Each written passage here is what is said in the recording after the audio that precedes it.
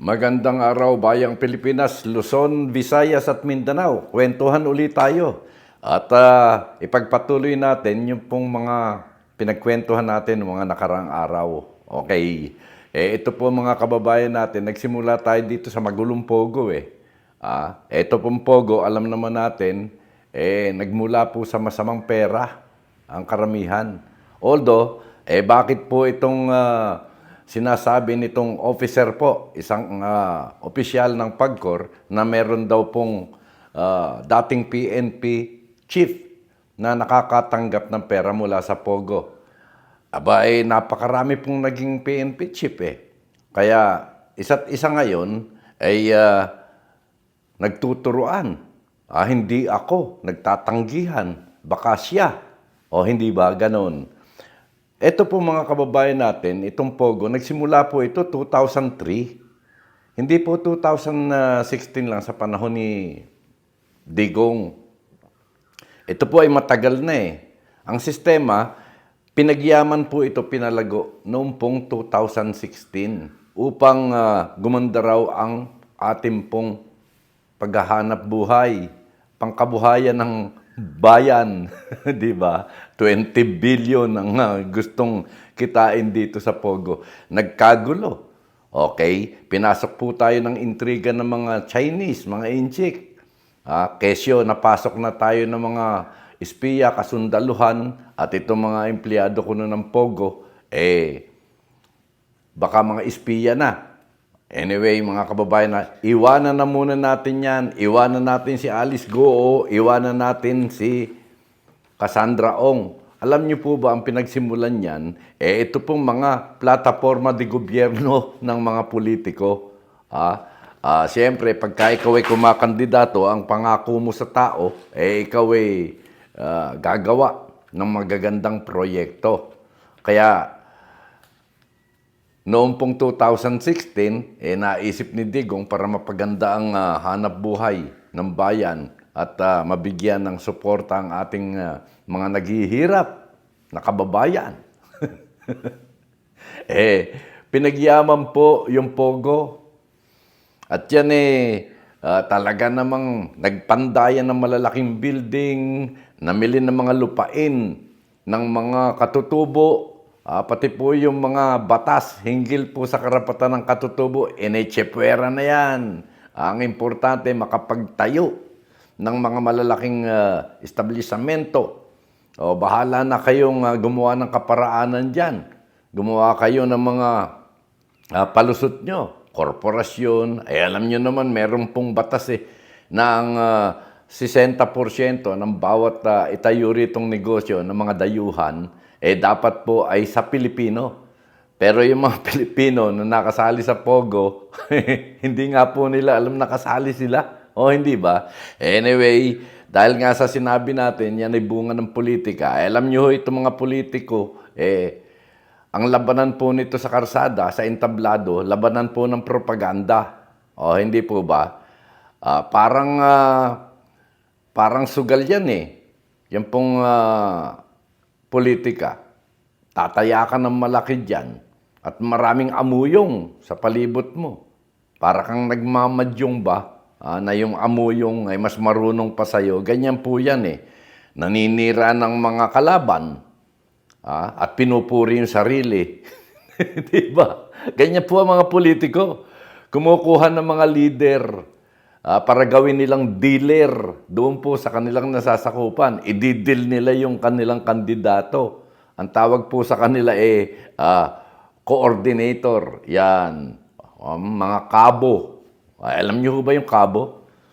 Yan po ay nagsimula yung salitang kabo doon po sa mga plantasyon Plantasyon ng tubo. Ayan, mga nagtatrabaho po dyan mga kabo. Pagkatapos, inangkin po yan ng weteng. May mga kabo po ng weteng. Hindi po ba? Yan, ganyan. Ibig sabihin, yan po ang mga dealer. Yung mga kabo-kabo. Nagiging malilimutin din. Alam niyo naman itong mga politiko di ba? Pagkakaharap tao, lahat ipapangako. Halos pati ang langit at lupa kung pwede lamang dali sa harapan ng pintuan nyo Pero pagka nanalo yan, nagkaka-amnesia, 'di ba? Nagkakasakit, nagiging malilimutin, ulyanin, 'yan, ganyan. 'Di ba? Mga kababayan natin, at itong mga politiko, napapansin niyo po ba? Ay, yan parating nakangiti. Parating nakangiti po yung mga politiko. Nakakala mo'y walang mga problema. Pero ang problema niyan, yung mag-isip sila kung saan kukunin yung gagastusin nila at yung pag-asa nilang ako kaya iboto. Yan. Akala mo, mga walang problema yan kung makakaway sa tao eh. Ngiti rito, ngiti ron. Kulang na lang tumulo ang laway. Akala mo yung mga baliw pagka panahon ng eleksyon. Hindi po ba? Ganyan ang katotohanan yan eh. Meron nga dyan nagtatraffic pa, meron kumakarga ng baby, meron nagmamano sa matanda, samantala yung kandidato, mas matanda pa doon sa minamanuhan niya. Di ba? Maipakita lang ang paggalang kuno. Pero yung paggalang na yan, pagka nanalo, ay puro, alam mo naman kung anong ginagawa ng politiko. Hindi natin sinasabing yung paggalang ginagantihan ng kabastusan. Hindi naman direktahang kabastusan. Pero yung magnakaw ka sa kaban ng bayan, kabastusan po yan, talikuran. Hindi po ba? Ngayon nga, hindi na talikuran eh. Yung pork barrel, lantaran na. Di ba? Ayan, mga kababayan natin. Kakarga ng bata, hele-hele, kunyari. Ayan, pagkatapos kukumustahin yung nanay, kahit katulong pa siya, kahit na babysitter siya, basta butante. Hindi ba? Yan, ganyan mga kababayan. Nagha-house to house yung mga politiko. Talagang makakala mo'y kilala kung makakatok Pero merong kaburo sa unahan. Kumbaga sa kuwan, yung mga pala. Yan, ang bahay pong yan bahay ni Kagawad.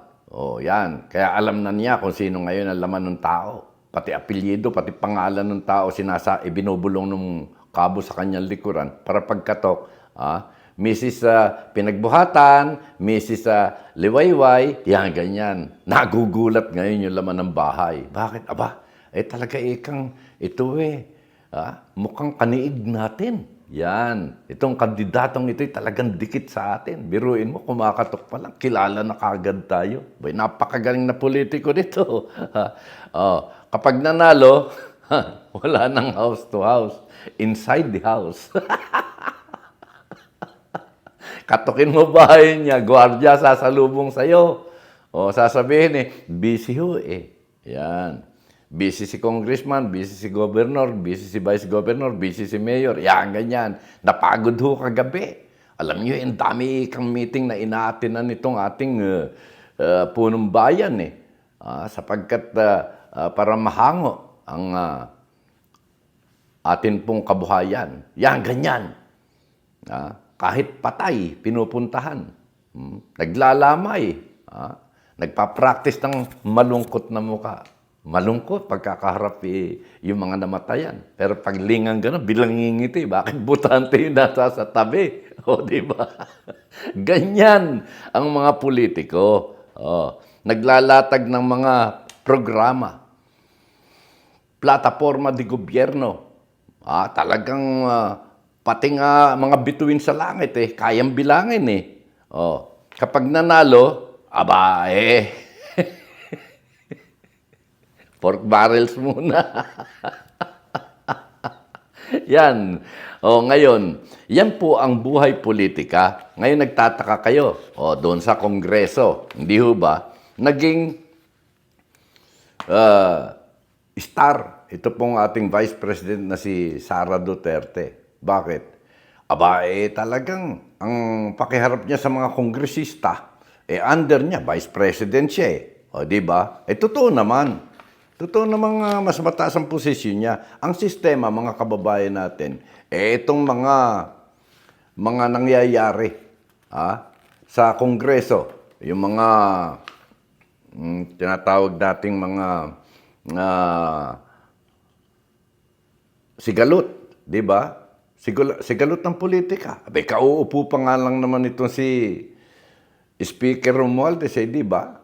Wala pang 2 buwan, ibig na kagad pasirkuhin, ibig na kagad ikudita. Siyempre, nakamarka yan doon sa mga kakampi ngayon. nito pong si Speaker Martin Romualdez. Kakampi ngayon, ha? Dati hindi. Dati nasa ibang partido yan. Yun nga PDP laban ni Digong. Tatatlo na ho yata natitira. Sabi nga ni Digong, kahit ako na lang matira mag-isa sa PDP laban. Ganyan po ang politika.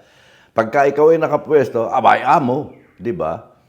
Okay, ibalik natin doon sa nangyari kay Sara. Doon po sa budget hearing, inuusisa siya sa mga confidential fund niya, intelligence fund, at ang umuusisa sa kanya, ito pong grupo ng, yung mahigpit yung grupo ng Makabayan Black. Bakit Makabayan Black galit? Ay siyempre, si Digong di ba ang programa niyan, bukod po doon sa war on drugs, mga tokhang-tokhang, pati po yung mga politiko na kalaban niya.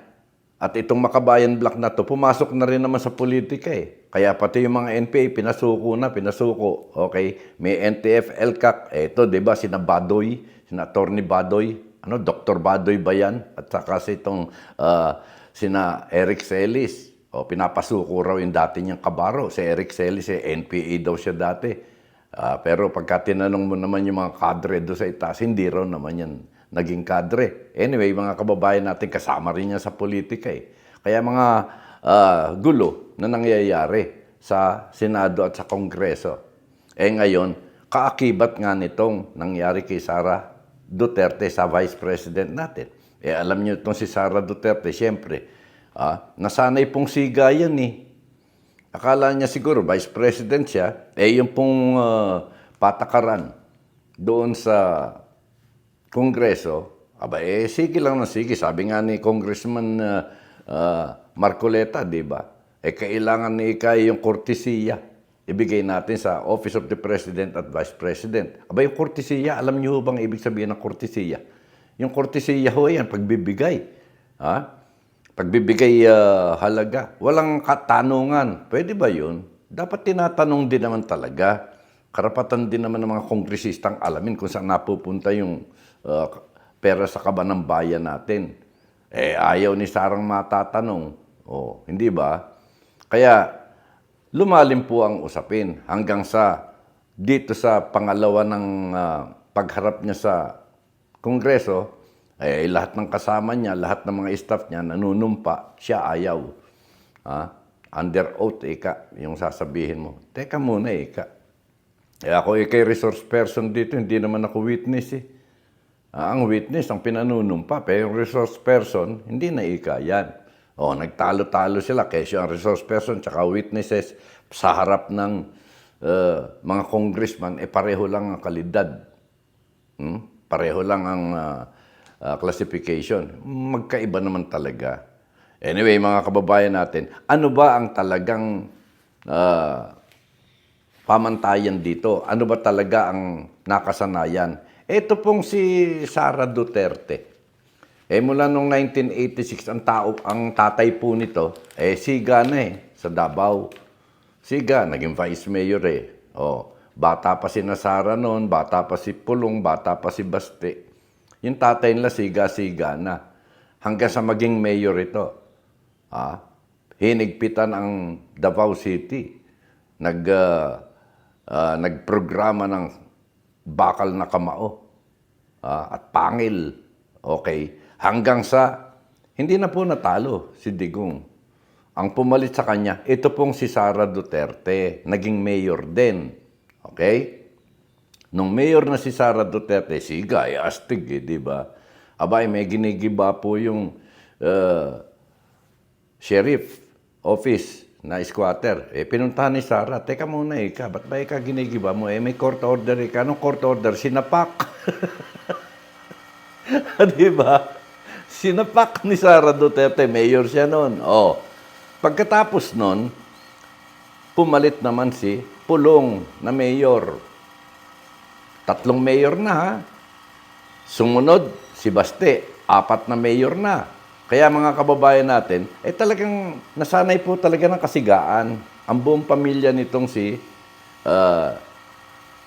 Sara Duterte. Kaya ngayon, si Digong mula sa pagiging mayor, naging congressman. At sa pagiging congressman, naging presidente. Hindi na ho dumaan ng vice-presidente. Oh. Ngayon, ang panganay si Sara, naging mayor, naging vice president. At si Pulong naman, na pangalawang anak, naging mayor din. Ngayon, congressman. Pagkatapos ni Pulong, si Basti naman, yung bunsong anak, doon sa unang asawa, kasi may bunso pang anak doon sa kabila eh. O di ho ba, buong pamilya sila, 4. Yung nanay na lang nilang hindi nakapwesto sa gobyerno. Kaya talagang nakasanayan yung pagiging siga. Sa bagay, maganda naman yung maging siga di ba? Pagka siga ka, masusunod yung gusto mo mga programa. Kaya naninibago po itong si Sara. Naninibago. Kaya, mga kababayan natin, ito pong mga nangyayari sa atin, sa bansa natin ngayon. Ito po ay bunga, bunga po ito ng mga maling propaganda. Kasi alam niyo yung mga politiko, yung kampo niyan may mga kanya-kanya pong plataforma de gobyerno eh. May mga propaganda yang pinapakalat. Ang masama, yung propaganda, alam niyo naman, kasama yan sa pangangampanya, mapalapit ang loob ng tao sa iyo kahit malayo ang loob mo sa kanya. Ganun. Kahit malayo ang loob ng politiko sa tao. Ang importante, yung tao, malapit ang loob sa kanya. Ganyan po yung politika. Ang masama dito, kung yung politikong gumagawa ng propaganda, naniniwala sa sarili niyang propaganda. O, di ho ba? Kasi pagka-propaganda, kalahati niyan halos kaplastikan eh. Hindi naman ho natutupad yan eh. Lahat ng mga pinapangako niyan, siguro mataas na yung 50% matupad. Pagka hindi natupad yung 50%, sasabihin, sa susunod na term, kukumplitohin natin yan. Nakadalawang termino, pang-6 na taon, 75% lang ang naggawa. Yung una, nakalimutan na yung 50%, yung 25% na lang. Siyempre, nagliliwalil na. Ang dami ng dabarkads eh. Baka marami pang ang bahay na inuuwian yung mga yan. Di ba? Ang sarap mangampanya, di ba? May beso-beso, karga ng bata, may paakbay-akbay, hanggang sa ma-develop. Ang dami nating kilalang ganyan. Hindi na nag-house to house. Ibinahay na yung dating nakikita sa house to house. Maganda eh. Yan mga kababayan natin. Kaya natin inilalayo munang usapin natin dito sa mga relihiyon. Ito si Pastor Kibuloy. Ayan, nakakulong na nga eh. Kasama yung kanyang mga pastoral. May mga usapin. Ito patutunayan pa sa korte. Kesyo, alam mo na, may mga batang inabuso. Anyway, balik tayo dito. Kaya natin na hagip ito si Pastor Apollo Kibuloy. Kadikit din ng mga Duterte. Hindi ba? At ngayon nga hinahanap pa ng kapulisan sa pamumuno ni General Nicolas Torre kung sino yung mga bumabalandra para hindi madakip itong si Pastor Kibuloy. Di ba? Kakasuhan sila ngayon kung sino yung mga bumabara. Kakasuhan sila ngayon. At pagka ito ay nagsimula, panibagong intriga na naman ito. Lulutang na riyan yung ibang mga relihiyon. Yan, sinasabi ko na sa inyo, ang laki nga nila, ang laki naman ng problema. Ang daming ang miyembro nila. Ang dami rin namang pinurhisyo. Yung mga ganon. Propaganda uli yan, pang-relihiyon naman. Alam niyo yung politika, relihiyon, at kayamanan. Yan, magkakapatid yan. Yung politika, panahon pa po ni na Roman Empire, ni na Julius Caesar, di ba? Panahon pa po yan ni Jacob, kauna-unahang hari na si Saul. Yan, ganun. Pagkatapos, dynasty. Nasanay po ng dynasty. Kaya itong politika natin, dapat talaga, yung political dynasty, atin na po yung isang tabi. Para na sa ganun, ba't pa tayo nagpapaaral ng mga bata? Ba't pa tayo nagbibigay ng scholarship sa mga matatalino? Kung hindi mo naman pakikinabangan sa pagtatrabaho sa gobyerno, anong gagawin mo? Karamihan ho ng scholar na nagtapos, nandun ho sa Dubai eh. Anong trabaho? Aba, yung mga kababaihan doon naging guro, naging domestic helper, naging waitress. Dollar ang sweldo eh. Yung mga kalalakihan naman, aba, naging industrial worker doon kahit ang tinapos sa komersyo. Bakit? Sapagkat hindi natin kayang ibigay yung pong pangangailangan, pangpinansyal nito pong ating mga kababayan. Okay, di ba? Nabigyan ko na kayo ng pabalat. Yan, pabalat po yan ng mga nangyayari dito sa ating kapaligiran. Yung pong pogo, sugal yan eh. Yan, doon po yan sa kapangyarihan. Yan ay nagbubunsod po ng kapangyarihan yan eh. Yung politika at relihiyon. Tandaan po natin, ang Diyos po na lumikha sa atin, ayaw ng mga nangyayaring ito. Ayaw niya mismo. Kaya manalangin na lang tayo at pagkwentuhan natin sa susunod yung pong mga bagay na pantahanan naman. Okay? Subscribe naman kayo. Ayan, 1,000 na hong mga viewer natin ngayon. Nagsimula tayo sa 0. 1, 2, 3, 4, 5, 6, 7. Ayan, alam niyo naman, paborito natin number yan. 7. Yan. Lucky 7. Bakas at alingaw-ngaw.